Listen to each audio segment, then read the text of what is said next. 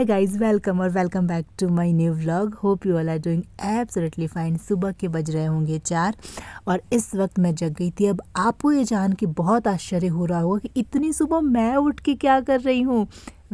मुझे जाना था आज एक ऑफिशियल ट्रिप पे अर्ली इन द मॉर्निंग, तो मैं उसी के लिए रेडी हुई हूँ और इस वक्त मैं फ्लॉन्ट कर रही हूँ मेरा नेल पेंट, जो कि बहुत प्यारा सा शेड है। इसको मैंने ऑलरेडी आपके साथ शेयर किया था मेरे मिनी व्लॉग में कि मैंने मिनीसो से एक नेल पेंट ख़रीदा है जो कि मुझे बहुत पसंद आया था और लगभग मुझे 1 वीक हो गया है लगाए हुए। और इस वक्त भी देखिए मेरे नेल पेंट पे, मतलब मेरे नेल पे ये शेड कितना प्यारा लग रहा है और बिल्कुल भी चिप नहीं हुआ है। इसकी सबसे अच्छी क्वालिटी ये है। चलिए फटाफट से रेडी होते हैं। मैंने कैब ऑलरेडी मेरी शेड्यूल कर रखी थी, क्योंकि अगर मॉर्निंग में आप बहुत हरी में हो और कैब टाइम पे नहीं आती है तो ये भी बहुत टफ़ हो जाता है आपके लिए मैनेज करना। क्योंकि मेरी ट्रेन यहाँ से नहीं थी, मुझे ट्रेन के लिए भी कम से कम अभी 2 घंटे का सफ़र करना था, तो इसलिए मैंने पहले से ही सब कुछ अपना सेट करके रखा था। वॉशरूम से आने के बाद ऐसा फील हो रहा था नहीं बाबा बस रेडी नहीं होना। इतनी ठंडी थी क्योंकि आज अभी मैं हूँ दिल्ली एनसीआर में और आज यहाँ का सबसे लोएस्ट टेम्परेचर रिकॉर्ड हुआ है, लगभग 5 डिग्री सेल्सियस के अप्रॉक्सीमेट। और आज ही मेरा जाना बहुत ज़रूरी है क्योंकि वर्क इज वर्शिप, और मैं ट्रैवल कर रही हूँ एक दूसरे स्टेट के लिए और उस स्टेट में भी आज का टेम्परेचर सबसे ज़्यादा कम है। पिछले कुछ सालों का रिकॉर्ड इन दोनों स्टेट में ब्रेक हुआ है टेम्परेचर के लिए सर्दी में।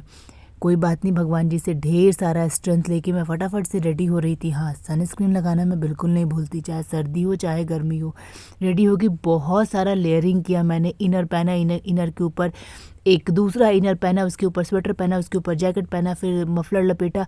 ये सब करके मैं जल्दी से रेडी हो गई। मेरी कैब आ गई थी, कैब लिया और उसके बाद निकल गई। जो 2 घंटे का डिस्टेंस था ना मेरा कैब से, वो भी बहुत लंबा हो गया बिकॉज़ इतना फॉग था ना कि कैब वाले भैया ड्राइव नहीं कर पा रहे थे।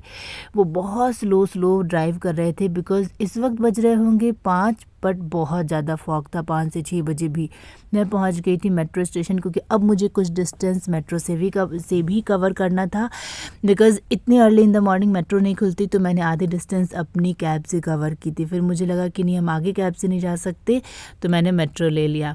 फाइनली मैं अब जा रही हूँ मेट्रो से रेलवे स्टेशन की तरफ, जहाँ से मुझे मेरी डेस्टिनेशन के लिए ट्रेन पकड़नी है। पहले तो मुझे लगा कहीं ऐसा तो नहीं कि ट्रेन मेरी लेट हो जाए, बट ऐसा नहीं हुआ, थैंक्स टू द गॉड। क्योंकि अपने ओरिजिन से अगर ट्रेन लेट खुलेगी तो फिर डेस्टिनेशन पे क्या ही हाल होगा। ऑलरेडी बहुत ज़्यादा अभी जितनी ट्रेन्स हैं ना वो सब बहुत लेट चल रही थी, तो मेरे मन में एक ये भी डर था। बट फाइनली मैं पहुंच गई रेलवे स्टेशन पे। वहाँ पहुंचने के बाद मुझे ये रियलाइज़ हुआ कि ब्रेकफास्ट में पता नहीं मुझे क्या मिले, कहीं हो सकता है कुछ ऑयली सा मिले ट्रेन में, जो कि मुझे पसंद ना आए। तो फिर मैं क्या करूँगी, क्या खाऊँगी, तो मैंने एक फ्रूट केक ले लिया यहाँ से, ताकि अगर मुझे ब्रेकफास्ट नहीं सूटेबल लगेगा तो मैं ये खा के काम चला लूँगी। क्योंकि आज मैं इतना ज़्यादा बिज़ी रहने वाली थी, इतना टफ़ जर्नी होने वाला था ये, जिसमें मुझे अगर पानी पीने का भी टाइम मिल जाए तो भी भगवान की कृपा से ही ये पॉसिबल होगा। तो इसलिए मैंने अपने साथ एक फ्रूट केक रख लिया।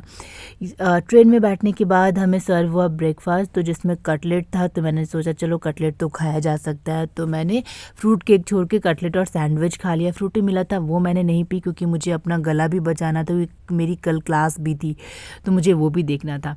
उसके बाद मैंने तसल्ली से बनाई अपनी चाय। ट्रेन तो अपने ओरिजिन से सही टाइम पे खुली थी, बट बीच में इतनी रुकी भाई साहब। ये सुपर फास्ट ट्रेन थी जिसका मेरे ओरिजिन और डेस्टिनेशन के बीच में एक सिंगल स्टॉपेज था। वो कम से कम 20 जगह रुकी होगी और लगभग 3.5 घंटे लेट पहुंची अपने डेस्टिनेशन पे। मैं कर ही क्या सकती थी, शांति से बैठ के अपना चाय बनाया, चाय पी और सफ़र एंजॉय किया। सफ़र एंजॉय करने के लिए मैं हमेशा अपने साथ एक बुक कैरी करती हूँ, चाहे वो कोई मोटिवेशनल बुक हो, कोई नॉवल हो या सब्जेक्टिव बुक हो। पढ़ने का तो मन कर रहा था इस वक्त एक मोटिवेशनल बुक जो मैंने मेरे साथ कैरी की थी, बट समय की मांग ये थी कि अभी मैं सब्जेक्टिव बुक पढ़ूँ। क्योंकि मैं जिस इंडस्ट्री से बिलोंग करती हूँ यहाँ बहुत पढ़ना पड़ता है, तो इसलिए मैंने अपने चॉइस के ऊपर अपनी नीड को प्रेफरेंस दी और उसके बाद मैंने वो पढ़ा जिसकी मुझे ज़रूरत थी। साथ ही साथ मैं एंजॉय कर रही थी ये मिट्टी के पहाड़ बहुत बड़े बड़े, बहुत ऊंचे ऊंचे पहाड़ और काफ़ी दूरी में फैले हुए थे ये। अब देखो मैं क्या नहीं बदल सकती थी, वो ये कि मेरी जर्नी बहुत टफ थी और पूरा दिन मेरा बहुत स्ट्रेसफुल रहने वाला था। बहुत सारे काम करने थे और जो बहुत छोटा सा डिस्टेंस था वो मुझे बहुत टाइम में कवर करना था, बहुत सारी चीज़ें। बट उसके साथ मैं क्या कर सकती थी कि वो जो मुझे टाइम मिल रहा था मैं उसको एंजॉय कर लूँ, कुछ प्रोडक्टिव कर लूँ। तो मैंने बहुत कुछ नया पढ़ा, बहुत कुछ नया सीखा और पहाड़ देखे, उनको एंजॉय किया और फाइनली मैं पहुंच गई मेरी डेस्टिनेशन पे। आपको पता है इंजीनियरिंग कॉलेज की मुझे एक चीज़ बहुत अच्छी लगती है कि यहाँ ना इतनी ग्रीनरी होती है कि देख के दिल खुश हो जाता है। और जिस यूनिवर्सिटी में मैं अभी आई थी ना, यहाँ तो इन्होंने आप देखिए पूरा गांव ही बसा रखा है। मतलब इनके कैंपस के भीतर इनकी प्रीमाइसेस इतनी बड़ी है कि एक अच्छा खासा गांव बस जाए यहाँ पे। तो अपना काम फिनिश किया। अब आप समझ सकते हैं अभी तक मैंने लंच नहीं किया था, ब्रेकफास्ट में बस वही एक कटलेट खाया था, चाय पी थी। तो एकदम से तो हालत इतनी ख़राब थी भूख और प्यास के मारे। पानी भी मुझे नहीं मिल पा रहा था, मेरे पास का पानी ठंडा हो गया था और मैं किसी स्ट्रीट वेंडर से पानी पीना नहीं चाहती थी बिकॉज़ पानी बाहर का उतना अच्छा नहीं होता है और जो मिनरल वाटर है वो सब अभी नॉर्मल होगा और नॉर्मल पानी मुझे अभी टॉलरेट नहीं कर पाऊँगी मैं। तो इसलिए मैंने पानी नहीं पिया बाहर का। और अगर MPI और पोहा नहीं खाया तो फिर क्या खाया। तो जब मैं अपना काम फिनिश करके रेलवे स्टेशन पहुंची तो मुझे पता चला आधे घंटे मेरी ट्रेन लेट है। तो मैं प्लेटफॉर्म पे पहुंच गई थी और मैंने वहां से पोहा ऑर्डर किया, ढोकला ऑर्डर किया और मस्त उसको एंजॉय किया। लेकिन भगवान जी को इतने पे शांति नहीं मिली थी, उन्होंने कहा रुको अभी तुम्हारी ट्रेन और लेट करता हूँ। तो फिर 1 घंटे लेट हुई, फिर 2 घंटे लेट हुई। उसके बाद ऐप पे अपडेट होना ही बंद हो गया कि ट्रेन अभी कितने घंटे और लेट आएगी। तो मैंने सोचा मेरे प्लेटफॉर्म से वेटिंग रूम का डिस्टेंस काफ़ी ज़्यादा है, यहीं बैठ के वेट करती हूँ, कहीं ट्रेन आई अपडेट नहीं मिला तो मेरी ट्रेन छूट जाएगी। और मैं आज मतलब बस क्या ही करूँ। तो इससे बेहतर है अगर वेटिंग रूम में जाऊंगी, ट्रेन छूट गई तो फिर दूसरी टिकट नहीं मिलेगी, बहुत मुश्किल हो जाएगा। तो यही वेट करती हूँ। इस वक्त था लगभग 4.5 डिग्री टेम्परेचर यहाँ का और मैं इतनी सर्दी में ठिठुर रही थी। बट फिर भी मैंने प्लेटफॉर्म नहीं छोड़ा क्योंकि मुझे टाइमली पहुंचना बहुत ज़रूरी था। सारी ट्रेन आ रही थी, जा रही थी और मैं जल भुन के राख हो रही थी कि मेरी कब आएगी। फाइनली मेरी आई 9 घंटे लेट। मैंने ट्रेन बोर्ड किया और ट्रेन पहुंची लगभग 8 घंटे और लेट। जो ट्रेन रात में पहुंचनी थी वो अगले मॉर्निंग सुबह में पहुंची। इतनी सुबह पहुंच गई कि मेट्रो भी नहीं खुला था। भाई इतना लेट हुआ तो आधे घंटे और लेट हो जाता, लेकिन ऐसा हुआ नहीं। मैं पहुंची तो फिर मुझे आधे घंटे तक मेट्रो स्टेशन के बाहर वेट करना पड़ा ताकि मेट्रो खुले और फिर मैं वहां से निकलूँ मेट्रो से। मैंने कैब ट्राई किया बट कोई कैब अवेलेबल नहीं था। तो मैंने सोचा आधा घंटा यहाँ वेट कर लेते हैं, मेट्रो की जर्नी मुझे पसंद है, मेट्रो से ही निकल जाएंगे, क्यों कैब करना, वेट करके बार बार वो कैब ट्राई करते रहो, वो भी बहुत पैनिक करता है जब आपको कैब नहीं मिलता अपने आसपास में।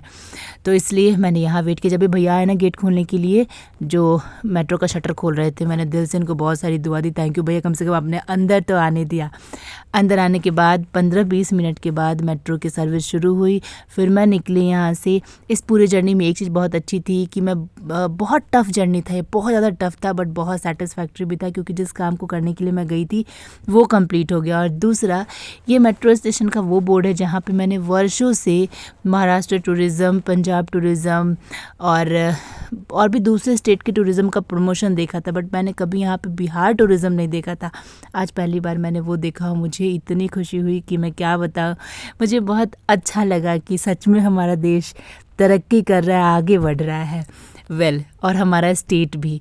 फिर उसके बाद मेट्रो बोर्ड किया, वापस लौटी अपने रेसिडेंस पे जहाँ से जर्नी की शुरुआत हुई थी। बस मैं वहाँ पहुँचने वाली थी और दिल अंदर से बहुत खुश था कि मैंने वो कर दिया जो मैं करने के लिए गई थी। ये मैंने अपनी लाइफ में बहुत सारे टफ़ जर्नीज़ किए हैं, ये जर्नी उस लिस्ट में एक और ऐड ऑन हो गया। बहुत टफ़ जर्नी था बट आई डिड इट, मैंने कर दिया।